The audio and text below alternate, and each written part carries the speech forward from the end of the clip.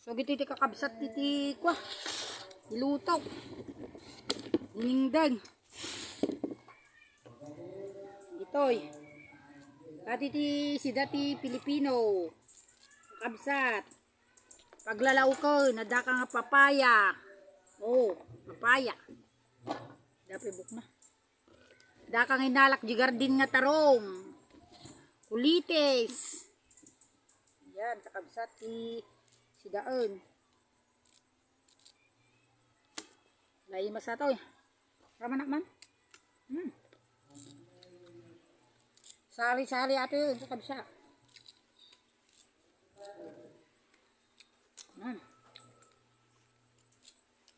Tingnan nyo, oh. Dapat tarong. Walay green. Nalak lagi ti kakabsat, iti garden. Padaso mamut iti agluto ti sari-sari. Saksagpawan iti kwa. Naiimas nga masida. Oh, ang ulam. Kinuha lang sa paligid. Libre na naman po tayo ng 500 pesos. Lalagyan ko ng may kunting manok. Marami kasi kami dito sa bahay. Kaya, kung hindi ka magano nito, wala.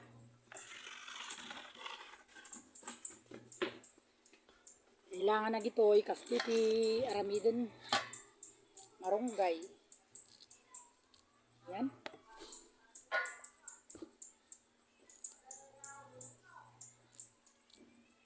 Kasi lang kakabsat iti araramidot na binigat no daduma.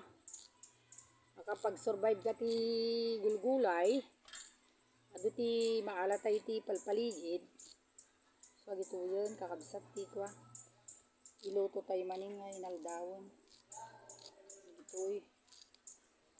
Oh, kastoy no dagiti kasla dagitoy.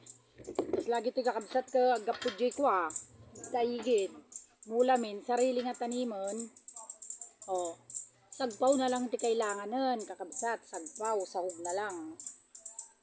Kasi yung sahog, bili ka lang ng sardinas o kay 1/4 na karne, nakalibre ka na naman ng ano.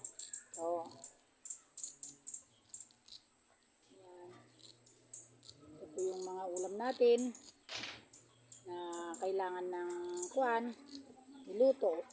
Kasi kung nagbabudget ka na misis, at kukunti yung pera mo, pwede kang umikot sa paligid. Merong ano dyan, parda, may papaya, merong kangkong,